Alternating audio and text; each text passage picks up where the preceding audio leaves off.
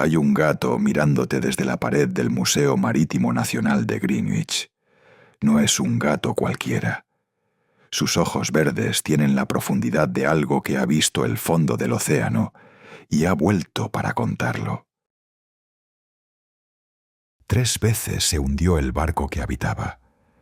3 veces emergió del caos, del aceite y de las olas negras. Vivió en el corazón de los momentos más brutales de la Segunda Guerra Mundial, a bordo de los navíos más famosos del conflicto. Y murió tranquilamente junto a una chimenea en Belfast, 14 años después de su último naufragio. Su nombre era Unsinkable Sam, el insumergible, y su historia es tan inverosímil, tan absolutamente improbable, que si no estuviera documentada, pintada al pastel y colgada en un museo, nadie la creería.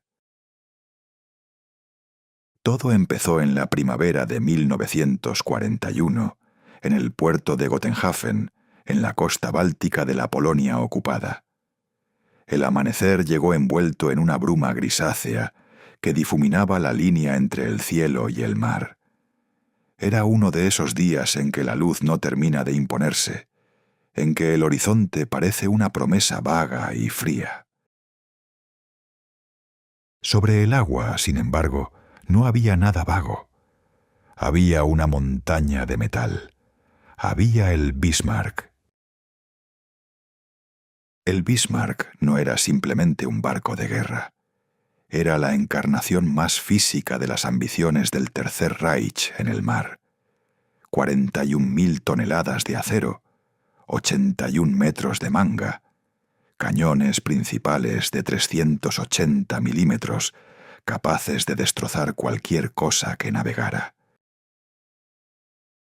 Era el orgullo de la Kriegsmarine, el símbolo viviente del poder naval alemán, y se preparaba para zarpar hacia el Atlántico Norte con una misión clara: destrozar los convoyes aliados y cortar el suministro vital que mantenía vivo al Reino Unido. A su alrededor, el puerto hervía de actividad. Oficiales ladraban órdenes. Grúas mecánicas cargaban toneladas de provisiones, munición y combustible.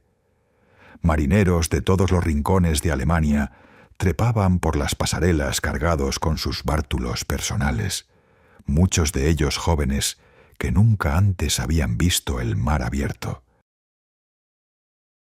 Y entre todo ese caos de hierro y órdenes, cruzó la pasarela una pequeña sombra de 4 patas. No llevaba uniforme ni identificación. No tenía rango oficial ni número de recluta. Era un gato joven, de pelaje corto y llamativo. Negro intenso en el lomo, blanco inmaculado en el pecho y las patas, como si vistiera un smoking para una ceremonia que aún no había comenzado. Nadie sabe con certeza de dónde vino, si fue un gato del puerto que se coló aprovechando el tráfico de embarque, o si algún marinero lo trajo consigo sin declararlo. Lo cierto es que estaba allí, moviéndose entre los pies de los hombres, con esa cautela característica de quien ha aprendido a sobrevivir en un mundo construido para gigantes. Fue Hans quien lo descubrió primero. Era un marinero joven de la Kriegsmarine, todavía con la torpeza inconsciente de quien no ha vivido lo suficiente para saber lo que le espera. Lo vio escabullirse cerca de las cocinas, husmeando entre los cubos y las cajas de suministros. Y sintió algo que en ese momento no habría sabido nombrar, pero que probablemente era el deseo elemental de suavizar un poco la dureza de lo que se venía. ¿Y tú de dónde has salido, pequeño cabo?, le susurró Hans, agachándose y ofreciéndole un trozo de salchicha. El gato no dudó. Se acercó con la precisión metódica de quien sabe exactamente lo que quiere, cogió el trozo de carne con delicadeza y lo engulló. Luego emitió un maullido seco, breve, que Hans interpretó, y probablemente con razón, como una declaración de intenciones. El gato había encontrado su barco, y el barco tenía ahora un gato. Su función oficial, si es que puede llamarse así, era práctica y necesaria. Los navíos de guerra de la época eran ecosistemas cerrados en los que las ratas proliferaban con una facilidad pasmosa. Las bodegas de munición, los almacenes de víveres, los rincones oscuros entre mamparos y maquinaria, todo era territorio de roedores que roían cables, contaminaban suministros y representaban un peligro real para la navegación. Un buen gato a bordo no era un capricho sentimental, era una necesidad funcional. Y el gato del Bismarck tomó ese trabajo con una seriedad que impresionó a la tripulación desde el primer día. Pero su papel fue también otro, más difícil de cuantificar y más profundo de entender. Los marineros del Bismarck eran hombres arrancados de sus vidas cotidianas por el engranaje implacable de la guerra. Muchos procedían de granjas en Baviera o de barrios trabajadores de Berlín. Muchos eran poco más que chicos, con fotografías de sus madres y sus novias metidas entre las páginas de los manuales de instrucciones. Para ellos, la presencia del gato era algo que ninguna orden ni ninguna arenga patriótica podía proporcionar. Un fragmento de normalidad, un recordatorio tangible de que existía un mundo fuera del acero y el motor diésel. En la sala de máquinas, el estruendo de los motores era ensordecedor, un latido continuo que hacía vibrar los dientes. El calor era sofocante y el olor a grasa impregnaba la ropa y la piel. Pero el gato había encontrado allí su lugar favorito para dormir, encima de las tuberías calientes, con la panza pegada al metal tibio, completamente indiferente al rugido industrial que lo rodeaba. Los mecánicos lo encontraban así cada mañana, y algo en esa imagen, en esa absoluta placidez en medio del caos, les daba fuerzas para continuar. El gato aprendió el barco como ningún oficial podía aprenderlo. Sabía qué mamparos rezumaban condensación por las noches y en qué punto del pasillo de popa uno podía tropezar con un reborde en la oscuridad. Sabía qué rejillas de ventilación conducían desde la cubierta hasta las zonas de descanso, trayendo el olor salado y limpio del mar en miniatura. Sabía en qué rincón exacto de la popa el sol golpeaba con más fuerza durante las escasas horas de calma, y allí aparecía con puntualidad para tumbarse y absorber ese calor que el Atlántico Norte promete y raramente entrega. La calma duró hasta el 18 de mayo de 1941, cuando el Bismarck levó anclas por última vez en Gotenhafen y puso rumbo al Atlántico. Era la operación Rheinübung, la gran campaña de guerra naval que debía demostrar la supremacía alemana en el Atlántico. El gato sintió el cambio en cuanto el barco dejó las aguas protegidas del puerto. El movimiento ya no era el suave meceo de una dársena tranquila. Era la embestida rítmica y agresiva de las olas del norte, un balanceo que crecía a medida que el buque se adentraba en mar abierto. El frío se filtró a través de las rendijas. El ambiente a bordo se tensó de una manera que el gato podía detectar igual que detectaba la presencia de una rata detrás de un mamparo. El olor de los hombres cambiaba, se volvía más ácido, más eléctrico. El 24 de mayo, el mundo se hizo añicos. En el estrecho de Dinamarca, entre Groenlandia y Islandia, el Bismarck se encontró con el HMS Hood y el HMS Prince of Wales. El Hood era el buque de combate más famoso de la Royal Navy, un símbolo del poder imperial británico, tan imponente a su manera como el propio Bismarck. Lo que siguió fue uno de los encuentros navales más brutales y decisivos de la guerra. Cuando los cañones principales del Bismarck abrieron fuego, la onda de choque fue devastadora para todos los que estaban a bordo, incluso para aquellos que no se encontraban cerca de las baterías. El gato salió despedido contra una pared de acero por la presión de la detonación. Sus orejas, diseñadas por la evolución para captar el más leve susurro de una presa en movimiento, sangraron levemente por el impacto acústico. Se refugió en lo más profundo de las bodegas, detrás de cajas de raciones apiladas contra un mamparo, con las pupilas tan dilatadas que el verde de sus ojos casi había desaparecido. El Hood, el barco enemigo, tardó menos de 10 minutos en hundirse. Murieron 1.416 hombres. Solo 3 sobrevivieron. El Bismarck había ganado el enfrentamiento más importante de su corta historia, pero el precio fue su propia sentencia de muerte. El torpedo que dañó su timón en el combate siguiente lo dejó condenado a navegar en círculos en mitad del Atlántico, como un gigante herido que no puede escapar de sus cazadores. Durante 2 días más, el Bismarck intentó llegar a los puertos franceses. El gato lo sintió en la manera en que el barco se movía, con una irregularidad perturbadora, con esa tendencia extraña a derivar que los marineros corregían constantemente con ajustes de motor. El olor a combustible quemado se intensificó.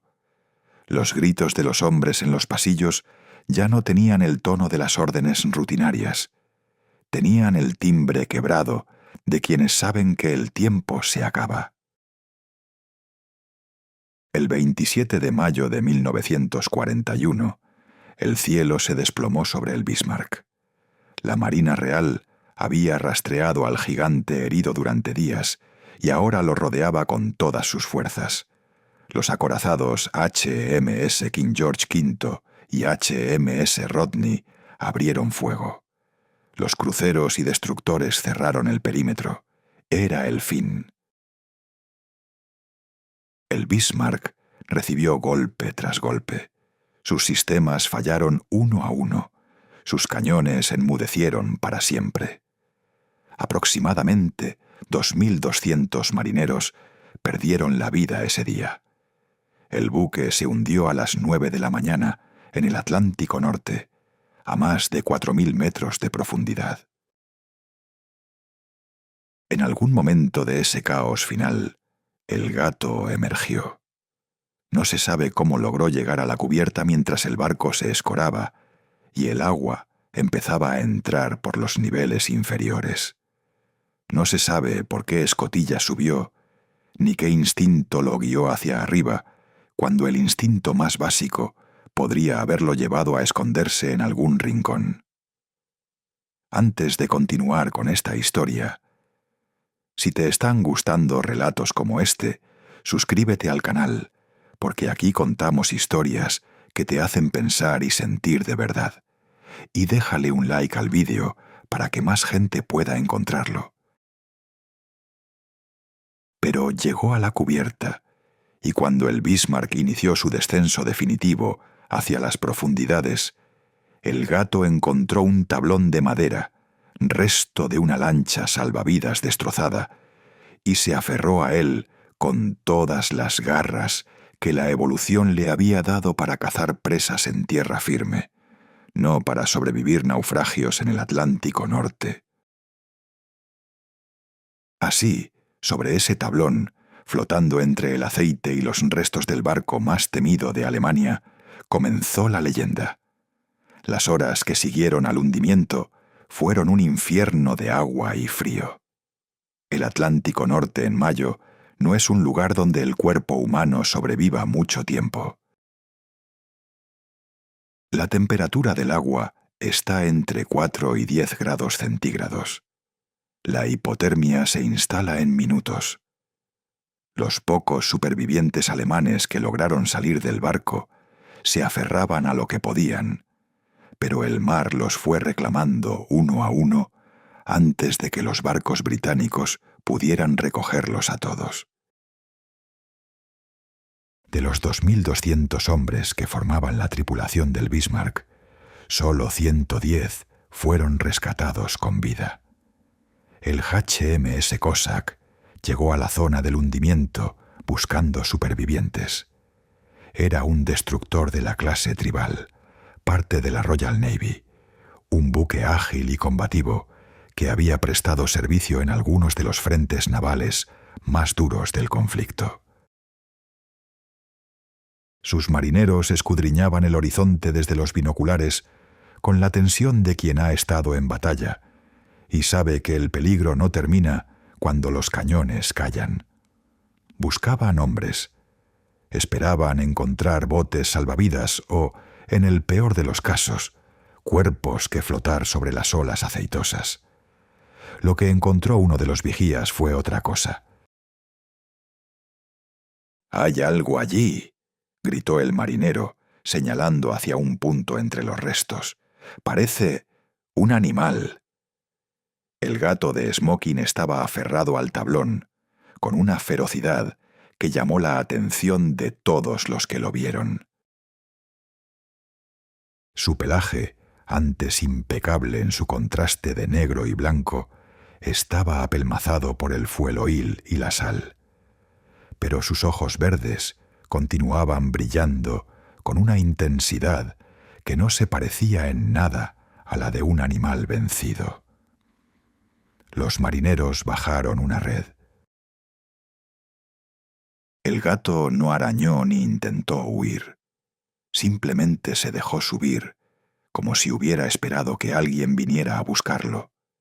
Y cuando cayó sobre la cubierta de hierro del Cossack, lo hizo completamente exhausto, temblando, pero vivo. En la Marina Real Británica, las supersticiones tienen raíces tan profundas como las corrientes oceánicas. Los marineros de todas las épocas han creído en los presagios del mar, en los animales que traen suerte o desgracia, en las señales que el océano envía a quienes saben leerlas. Un gato que sobrevive al hundimiento del buque más temido de la Kriegsmarine no podía ser tratado como un simple gato callejero. Necesitaba un nombre que estuviera a la altura de lo que había vivido. «Se llamará Oscar», decretó el contramaestre, mientras envolvía al animal empapado en una toalla de lana gruesa. En el Código de Señales Internacionales, la bandera Oscar significa hombre al agua, y este pequeño ha vuelto de las profundidades. Oscar.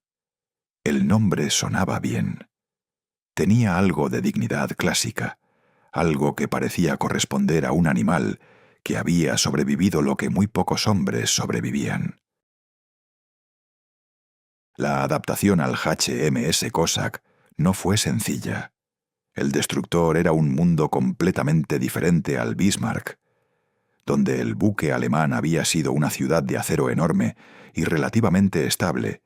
El Cossack era un barco pequeño, ruidoso, saltarín, que respondía a cada ola con un balanceo pronunciado que hacía difícil mantener el equilibrio. Oscar tuvo que aprender a caminar de nuevo, compensando con sus 4 patas cada golpe de mar, con una agilidad que admiraba a la tripulación. Le llevó días adaptarse, pero se adaptó. Y una vez adaptado, volvió a hacer lo que sabía hacer. Inspeccionó el barco con minuciosidad. Encontró sus rincones de calor, sus mejores puntos de observación, sus atajos por rejillas y escotillas. Se instaló en la cocina con suficiente insistencia como para que los cocineros empezaran a reservarle porciones de arenque. Se estableció en el puente de mando con la suficiente frecuencia como para que los oficiales acabaran aceptando su presencia junto a los mapas y los instrumentos de navegación, donde Oscar parecía estudiar las cartas de las rutas atlánticas con una concentración que los hombres encontraban, a partes iguales, cómica y desconcertante. Para la tripulación del Cossack, Oscar se convirtió rápidamente en algo más que una mascota. Era un amuleto viviente. Era la prueba de que el destino a veces elegía a quien salvar, y Oscar había sido elegido de una manera que resultaba difícil de explicar con argumentos racionales. Si ese gato había sobrevivido al Bismarck, quizás su presencia a bordo significaba algo. Quizás su suerte, su resiliencia inexplicable, podía contagiarse. Durante los meses siguientes, el Cossack cumplió su misión con la brutalidad rutinaria de la guerra naval. Escoltó convoyes a través del Atlántico Norte, esa autopista de agua que era tanto la arteria vital del esfuerzo de guerra aliado como el cazadero favorito de los submarinos alemanes. El Atlántico Norte de 1941 era un lugar de muerte constante. Los U-Boot patrullaban en manadas de lobos, coordinando sus ataques para destruir los convoyes que llevaban desde América, el material sin el cual el Reino Unido no podría seguir combatiendo. Oscar aprendió el sonido de las cargas de profundidad, esas explosiones submarinas que se usaban para atacar a los submarinos y que hacían temblar el casco del barco con una vibración diferente a la de los motores. Aprendió también el olor del té inglés, que los marineros del Cossack bebían en cantidades industriales y que Oscar acabó prefiriendo, al parecer, sobre la salchicha bávara de sus primeras semanas. El mar, sin embargo, tiene memoria, y tenía cuentas pendientes con el HMS Cossack.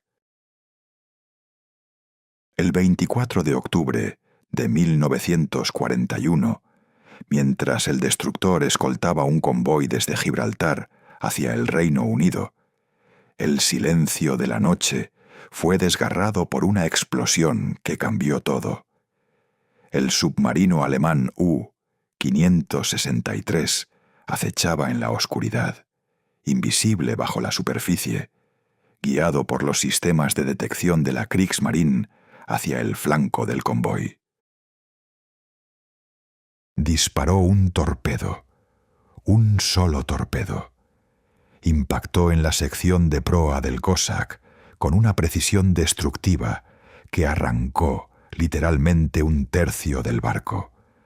El impacto fue instantáneo y catastrófico. 159 hombres murieron en el acto. Oscar, que dormía en una hamaca improvisada cerca de la zona de descanso de los suboficiales, salió despedido por la onda expansiva del impacto. El caos lo inundó todo de nuevo. La oscuridad de las luces apagadas, el olor a metal quemado, el sonido del agua entrando con una presión brutal por las brechas del casco. Oscar había conocido ese sonido antes, pero la memoria del cuerpo no razona, y el pánico es igual en todas las criaturas. Se orientó en la oscuridad guiándose por los instintos que lo habían mantenido con vida en el Bismarck. El Cossack no se hundió de inmediato. Quedó como una cáscara herida, a la deriva, con los sobrevivientes intentando controlar los daños mientras el tiempo se agotaba. Durante 3 días se intentó remolcar el destructor mutilado hacia Gibraltar, pero el mar no colaboró. Las condiciones empeoraron. La estructura del barco no aguantaba. El 27 de octubre llegó la orden definitiva de abandono.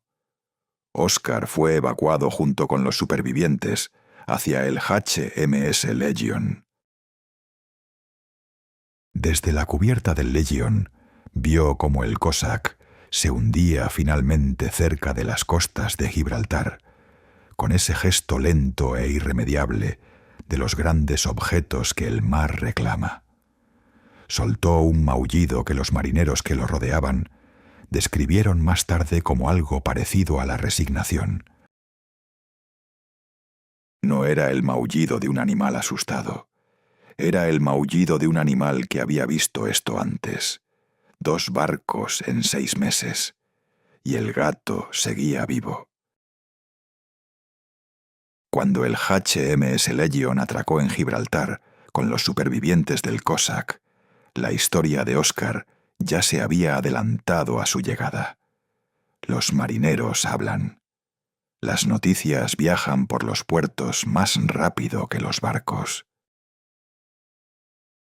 Y la historia de un gato, que había sobrevivido tanto al Bismarck como al Cossack, tenía exactamente el tipo de ingredientes que los hombres en guerra necesitaban escuchar. Era improbable, era emotiva, era la clase de historia que hace sentir que quizás hay algo más que el azar gobernando el destino. Fue en los muelles de Gibraltar donde el gato recibió su nombre definitivo.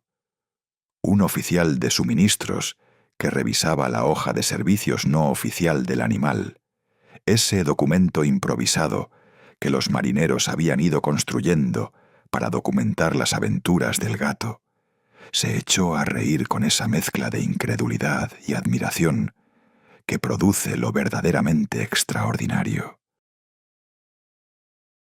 «A este no lo hunde ni el mismísimo Neptuno», exclamó. «Debería llamarse Unsinkable Sam, Sam el insumergible». Y con ese nombre, el gato fue asignado al HMS Ark Royal. Si el Bismarck había sido una fortaleza y el Cossack un sabueso ágil, el Ark Royal era una ciudad flotante. Era uno de los portaaviones más emblemáticos de la Royal Navy, con una cubierta de vuelo de más de 200 metros y capacidad para albergar a más de 1.500 hombres. A bordo del Ark Royal operaban los biplanos Fiery Swordfish, esos aviones de aspecto anticuado que desmentían su fragilidad aparente con una efectividad letal. Fueron precisamente los Swordfish del Ark Royal los que habían lanzado el torpedo que dañó el timón del Bismarck en los días previos a su hundimiento. El portaaviones y el gato llevaban, sin saberlo, historias entrelazadas desde el principio. El Ark Royal era considerado un barco con suerte. La propaganda alemana lo había declarado hundido en varias ocasiones, sin conseguirlo realmente. Y cada vez que el portaaviones volvía a puerto intacto, después de alguna misión peligrosa, la tripulación añadía una capa más a la leyenda de su invulnerabilidad. Sam encontró en ese ambiente de superstición marinera el reconocimiento que merecía. Su dominio eran los hangares, donde los Swordfish descansaban entre misiones con sus alas de tela y metal plegadas como pájaros adormecidos. Los pilotos, hombres jóvenes que se enfrentaban a la muerte cada vez que el motor de su avión rugía y la catapulta los lanzaba sobre el abismo azul, buscaban a Sam antes de cada salida. Había un ritual que nadie había decretado, pero que todos practicaban: acariciar el lomo de smoking de Sam antes de subir al avión. El gato lo permitía, con la dignidad de quien sabe que su papel es importante, sin escabullirse ni mostrar impaciencia, como si entendiera que esas manos que lo acariciaban necesitaban de él algo que ningún objeto inanimado podía ofrecer. Sam no era supersticioso, claro está, pero los hombres sí lo eran, y eso bastaba. El clima mediterráneo era una bendición después del frío brutal del Atlántico Norte. Sam descubrió el placer de las tardes cálidas en la cubierta de vuelo, tumbado al sol con los bigotes agitados por la brisa que subía del mar. Observando desde una distancia segura las maniobras de despegue y aterrizaje de los aviones. El Mediterráneo olía diferente al Atlántico. Tenía una profundidad de color diferente, un azul más intenso y mineral. Sam parecía apreciar la diferencia. Pero el 13 de noviembre de 1941, la suerte del Ark Royal se agotó. El portaaviones regresaba a Gibraltar tras haber lanzado aviones de refuerzo hacia la isla de Malta, asediada y necesitada de cada cazabombardero que la Royal Navy podía proporcionarle. Apenas estaba a 30 millas de Gibraltar, casi en casa, cuando el submarino alemán U-81 disparó un abanico de torpedos desde las profundidades. Uno de ellos impactó directamente bajo la isla del Puente, el punto neurálgico del buque, donde se concentraban los sistemas de control y comunicación. Las 22.000 toneladas del Ark Royal se estremecieron como si un dios las hubiera golpeado con el puño. Las luces se apagaron. Un silencio sepulcral, interrumpido solo por el siseo del vapor escapando por las brechas en la maquinaria, cayó sobre los pasillos. Sam, que estaba cerca de las cocinas de oficiales, no corrió presa del pánico. Ya conocía ese sonido. Ya conocía esa vibración específica que transmite el acero cuando ha recibido un golpe mortal. Ya sabía lo que significaba. Mientras los equipos de control de daños se ponían en marcha con la disciplina desesperada de quien sabe que tiene pocas horas para salvar un barco de 22.000 toneladas, Sam subió. No bajó hacia las bodegas buscando refugio. Subió por las rejillas de ventilación que conocía desde el primer día a bordo, escaló por los conductos y las escotillas internas y alcanzó la cubierta de vuelo, que ahora se inclinaba hacia un costado con una pendiente que aumentaba por minutos. El hundimiento del Ark Royal fue agonizante en su lentitud. Durante 14 horas, los ingenieros y los marineros de las brigadas de daños lucharon contra el agua que entraba implacablemente. Bombearon, sellaron compartimentos, trasladaron peso para compensar la escora. Pero el torpedo había dañado los sistemas de manera irreparable, y el agua fue ganando terreno palmo a palmo, hasta que el almirante dio la orden definitiva de abandono. El HMS Lightning fue uno de los destructores que acudieron al rescate.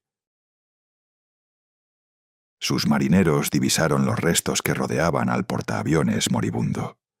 Maderas, objetos personales, el inevitable rastro de aceite que marcan los barcos heridos. Y entre esos restos, sobre lo que parecía ser un trozo de la cubierta de vuelo de madera, encontraron a Sam.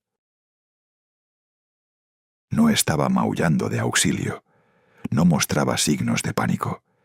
Estaba sentado sobre su balsa improvisada, con las orejas ligeramente gachas y una expresión que el rescatador del Lightning, que escribió el informe oficial, describió, con una precisión que la burocracia naval raramente alcanza, como profundamente indignada. como la de alguien que considera que todo esto es completamente inaceptable, pero que no bajará al nivel de escandalizarse públicamente. «Es él, es el maldito Sam», gritó uno de los marineros al reconocerlo. Cuando subió a bordo del Lightning, Sam se sacudió el agua salada, con el mismo desdén con que un caballero se sacude el polvo de la levita, y se dirigió directamente hacia la cocina. Lo hizo sin vacilar, sin explorar el barco previamente, como si hubiera heredado un mapa interno de todos los barcos de la Royal Navy y supiera exactamente dónde estaba la comida en cada uno de ellos. Era su tercera supervivencia, su tercer barco hundido, su tercer rescate milagroso de las aguas del Atlántico y el Mediterráneo. Y fue en ese momento cuando la Marina Real tomó una decisión que nadie habría esperado, dada la tradición naval de mantener gatos a bordo. Sam no volvería a embarcarse. La noticia de la tercera supervivencia de Sam había llegado a los altos mandos en Londres con una velocidad que solo tienen las historias extraordinarias. Algunos oficiales hablaban del gato con admiración genuina, otros con la incomodidad de quien empieza a creer que quizás hay algo a lo que no sabe dar nombre. Entre la marinería, la historia había generado dos corrientes de opinión perfectamente opuestas. Los que creían que Sam era un amuleto de protección divina, y los que estaban convencidos de que su presencia era un heraldo de la destrucción, que lo que Sam tocaba estaba condenado a hundirse. En cualquier caso, la conclusión práctica era la misma. 3 barcos eran suficientes para cualquier criatura, por muy insumergible que fuera. Sam fue trasladado a la casa del gobernador en Gibraltar. Allí, las planchas de acero fueron sustituidas por alfombras persas. El olor a combustible y fuel oil dio paso al aroma a jazmín de los jardines coloniales. El suelo bajo sus patas ya no vibraba con el motor de ninguna turbina, ni se inclinaba con la furia de ningún oleaje. Por primera vez desde que era adulto, Sam vivió en tierra firme. No fue una transición perfecta. Sam era un animal del mar. Sus orejas, aún marcadas por las explosiones de los cañones del Bismarck, seguían buscando el eco de las sirenas de los barcos que surcaban el estrecho. A menudo se le encontraba sentado en los muros del peñón, inmóvil durante horas, con la mirada fija en el horizonte, donde el Mediterráneo se funde con el Atlántico.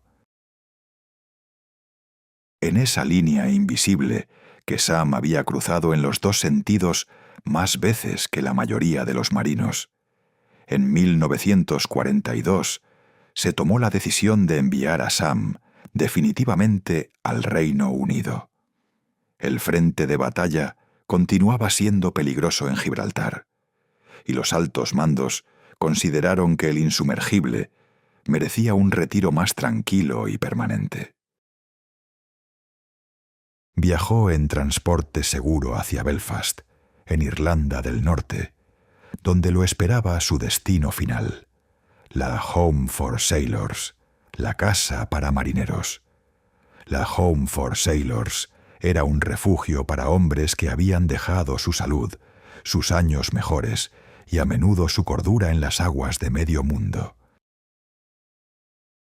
Veteranos de la Gran Guerra, veteranos del conflicto actual, hombres con cicatrices que el uniforme ya no cubría.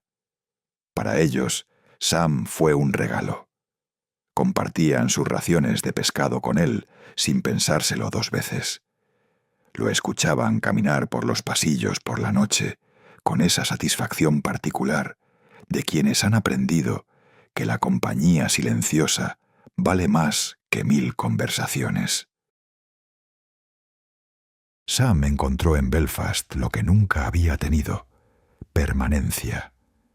El calor de la chimenea de la biblioteca en los inviernos irlandeses, donde el fuego crepitaba con un sonido que podría haber recordado a los cañones, o podría no haber recordado a nada, porque los gatos no hacen terapia de trauma. La rutina de los días sin urgencia, los paseos seguros por los corredores donde el suelo no se movía y el techo no cedía. Fue durante esos años cuando la pintora Georgina Shaw Baker visitó la casa para marineros. Era artista y había escuchado la historia de Sam con esa mezcla de fascinación e incredulidad que la historia producía en todo el que la escuchaba por primera vez. Cuando conoció al gato en persona, encontró algo en su mirada que la detuvo. Unos ojos verdes que parecían contener un volumen de experiencia que ningún ser humano que ella conociera podría haber acumulado. Ojos que habían visto el hundimiento de 3 barcos. Ojos que habían mirado desde un tablón de madera hacia el punto donde el Bismarck desaparecía bajo las olas negras del Atlántico. Shaw Baker pintó su retrato al pastel. Lo tituló simplemente Unsinkable Sam. En él, el gato no aparece como un tierno animal doméstico, con ese sentimentalismo dulce con que los victorianos retrataban a sus mascotas. Aparece con la dignidad austera de un almirante que ha cumplido su misión y ya no tiene nada que demostrar. El pelaje de Smoking está perfectamente delineado. La mirada es directa y algo distante, como la de alguien que ha estado en lugares que la mayor parte de la humanidad nunca conocerá. Sam vivió 10 años más en esa paz irlandesa. 10 años de chimeneas y raciones de pescado, y veteranos que le rascaban detrás de las orejas y le contaban, quizás, sus propias historias de mar. Murió de causas naturales en 1955, 14 años después de haber visto hundirse el Ark Royal. 16 después de haber cruzado la pasarela del Bismarck en Gotenhafen, como una pequeña sombra de 4 patas sin nombre ni uniforme. Hoy, el retrato de Georgina Shaw Baker cuelga en el Museo Marítimo Nacional de Greenwich. Las personas pasan frente a él de diferentes maneras. Algunas sonríen ante la curiosidad histórica. El gato que sobrevivió a 3 barcos, qué historia tan peculiar. Otras se detienen más tiempo. Estudian esos ojos verdes pintados al pastel y sienten algo que es difícil de articular, una combinación de admiración y melancolía que producen las cosas que han resistido cuando todo a su alrededor cedía. ¿Fue Sam realmente el mismo gato en los 3 barcos? Los historiadores navales han debatido esta cuestión con una seriedad que dice mucho sobre el poder de la historia. Los registros documentan al gato en el Cossack después del hundimiento del Bismarck y en el Ark Royal después del hundimiento del Cossack. Las fechas cuadran, los testimonios coinciden. La Marina Real trató la historia como verdadera, y sus archivos así lo recogen. Pero quizás la pregunta más interesante no es esa. Quizás la pregunta es, ¿por qué necesitamos que esta historia sea verdadera? ¿Por qué los marineros de 1941, hombres que habían visto morir a sus compañeros en el agua helada y que sabían perfectamente que el mar no hace excepciones, necesitaban creer en un gato insumergible? La respuesta, probablemente, es la misma ahora que entonces. Porque en el centro del horror más organizado que la humanidad ha producido, en medio de batallas entre monstruos de acero y muerte anónima por torpedos invisibles, la vida en su forma más pequeña y obstinada se aferró a un tablón de madera y se negó a hundirse. Y eso importa. Importaba entonces, y sigue importando ahora, cada vez que alguien se detiene frente a ese retrato en Greenwich y se toma un momento para reconocer que a veces, en los momentos más oscuros, hay una pequeña sombra de smoking que mira hacia el horizonte desde los muros del peñón y no se rinde.